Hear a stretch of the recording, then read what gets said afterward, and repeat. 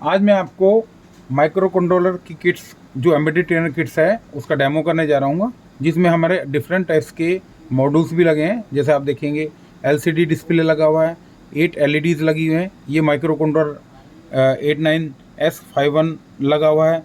Stepper motor interface लगा हुआ है, डीसी मोटर इंटरफेस लगा है।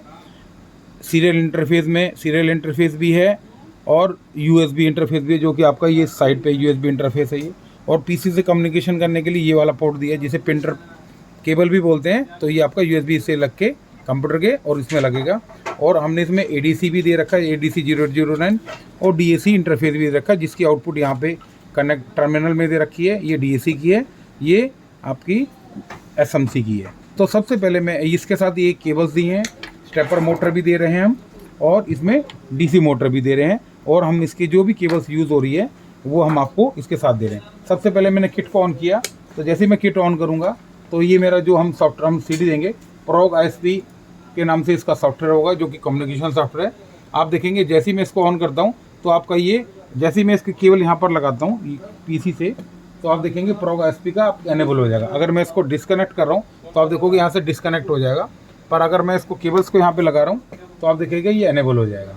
इसमें आपको सेलेक्ट 89S51 आपको सीपीयू सेलेक्ट करना है। सबसे पहले मैं प्रोग्राम लोड करता हूँ। लोड फ्लैश देखेंगे आप इसमें देखोगे लोड फ्लैश। तो मैंने हमारे इसमें अलग अलग है 8 LEDs, ADC, DAC, DC motor, LCD display, serial interface, stepper motor. तो सबसे पहले मैं एलसीडी इंटरफेस करता हूँ। तो एलसीडी इंटरफेस की मैंने फाइल ले ली है, और जैसे ही मैं इसको ऑटो करता हूँ तो आप देखेंगे सबसे पहले मैंने ये स्विच की पोजीशन आपको करनी है। जब प्रोग्राम करना है आपको राइट हैंड साइड रखना है, और जब प्रोग्राम को एग्जीक्यूट करना है तो आपको लेफ्ट हैंड साइड।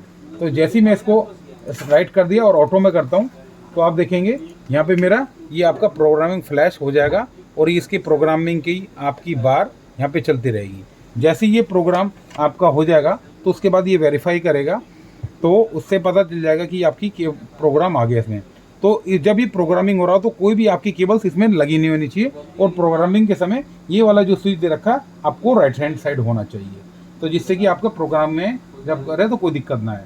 जब ये वेरीफाई हो जाएगा तो आपका जैसे वेरीफाई ओके आ जाएगा। तो सबसे पहले देखिएगा वेरीफाई आपका जैसे ही होएगा, तो मैं सबसे पहले इसमें कनेक्शन यहाँ पे लगाऊंगा। तो आप देखेंगे मैं जैसे ही लगाता हूँ तो ये आपका, मैंने मैनुअल्स में कनेक्शन दिए हैं। तो ये आपका CN19 को CN1 से लगेगा, और CN20 को CN2 से लगेगा। और जैसे ही मैं इसमें आपका डिस्प्ले करता हूँ तो ये आपका डिस्प्ले माइक्रो कंट्रोलर 8051 इसमें एलसीडी में डिस्प्ले हो जाएगा। इस तरह से मैं अगला प्रोग्राम चला रहा हूँ, जो कि आप देखेंगे। अगर अगला प्रोग्राम चलाना तो ये मेरे को केवल डिस्कनेक्ट करनी पड़ेगी, और इस स्विच को आपको राइट हैंड साइड रखना पड़ेगा। सेम मैं लोड फ्लैश लेता हूँ, तो मैं अगला 8 एलईडीज़ का प्रोग्राम लेता हूँ। तो इसमें 8 एलईडीज़ का जैसे मैं ऑटो में करता हूँ तो आप देखेंगे प्रोग्रामिंग फ्लैश चलेगा, तो ये बार इसकी प्रोग्रामिंग की चलेगी। उसके बाद ये वेरीफाई करेगा। वेरीफाई करने के बाद इसमें हमारे को कनेक्शन जो लगाने हैं आपको इसमें CN7 को CN18 से लगाना है, जो कि 18 आपका यहाँ पर है, CN18 यहाँ पे होगा, और CN7 आपका ये पोर्ट है। तो आप जब ये वेरीफाई होके जाए तो आपको ये स्विच इधर करना है। तो ये केवल मैंने CN7 में लगाया, बिल्कुल पोलैरिटी के हिसाब से अपवर्ड होगा। और जैसे ये ऊपर लगाया, और इसको जैसे मैं इनेबल करूँगा तो आपकी देखिएगा एलईडी आपकी अल्टरनेट में जलने लगेगी, जैसे आप देख रहे हैं। तो इससे ये आपका एलईडी अल्टरनेट में ब्लिंकिंग हो गया। नेक्स्ट प्रोग्राम मैं बताता हूँ, उसको करने के लिए सेम आपको रीसेट, ये आपको स्विच को राइट हैंड साइड करना प्रोग्रामिंग के लिए, और ये केबल्स आपको यहाँ से निकाल देनी है। अगला मैं प्रोग्राम सेम ऐसे लेता हूँ, तो आप देखेंगे तो मैं सबसे पहले एडीसी का प्रोग्राम लेता हूँ।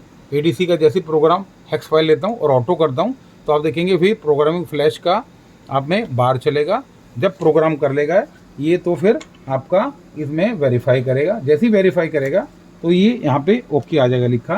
तो आप जैसे ही ओके आ जाएगा, इसका मतलब कंप्यूटर से इसके अंदर आ गया है, तो ये रेडी यहाँ पे लिखा जाएगा।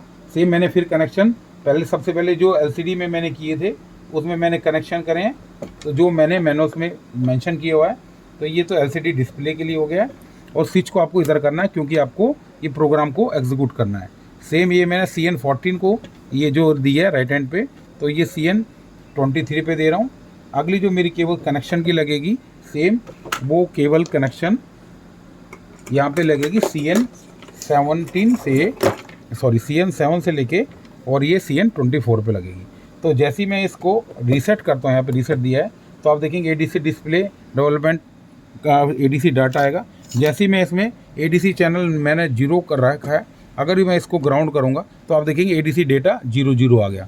इसी में चैनल नंबर 0 पे अगर मैं 5 वोल्ट देता हूँ यहाँ पर, तो आप देखेंगे यहाँ पर आपका FF शो हो गया है। तो इससे क्या है, मेरा ADC की 0 से 5 वोल्ट की एनालॉग टू डिजिटल वैल्यू आपका LCD डिस्प्ले पे आ जाएगी। इस तरह से ये मेरा प्रोग्राम चल जाएगा।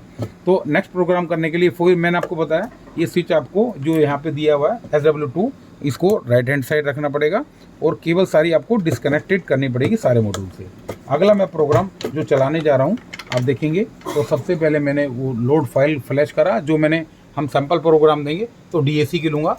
तो DAC की मैं जैसे ही आपको ऑटो में कर देता हूँ, तो आप देखो प्रोग्रामिंग फ्लैश आ जाएगा, क्योंकि ये कंप्यूटर से इसमें आ रहा है। तो उसको करने के जब ये आ जाएगा तो आप देखेंगे सेम मैं इसमें कनेक्शन जो मैनुअल्स में दिए हैं, जो हमने LCD डिस्प्ले में किया था, तो उसमें दूंगा।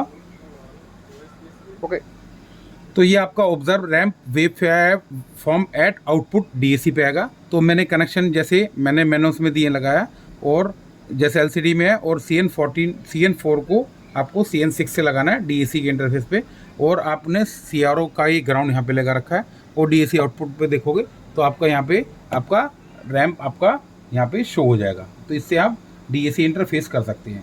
फिर अगला प्रोग्राम करने के लिए मैंने सेम करा, ये स्विच को इधर किया और सारी केबल्स यहाँ से डिस्कनेक्ट की है। और अगला मैं प्रोग्राम जैसे लेता हूँ, सबसे पहले मैंने प्रोग्राम लिया स्टेपर मोटर का लेता हूँ। तो स्टेपर मोटर का जैसे मैं करता हूँ ऑटो करता हूँ, तो आप देखेंगे सबसे पहले मैं करता हूँ तो उसमें प्रोग्रामिंग रेडी। तो ये आपका स्टेपर मोटर इज़ रनिंग, आपका LCD स्क्रीन पे आ जाएगा। और स्टेपर मोटर का कनेक्शन CN7 को आपको CN कनेक्टर के SMC के यहाँ पे लगाना, और आपको ये आपकी स्टेपर मोटर लग जाएगी। तो आप देखोगे स्टेपर मोटर भी आपकी रनिंग यहाँ पे हो रही है, और आपका LCD में भी आपका इसका डिस्प्ले आ रहा है।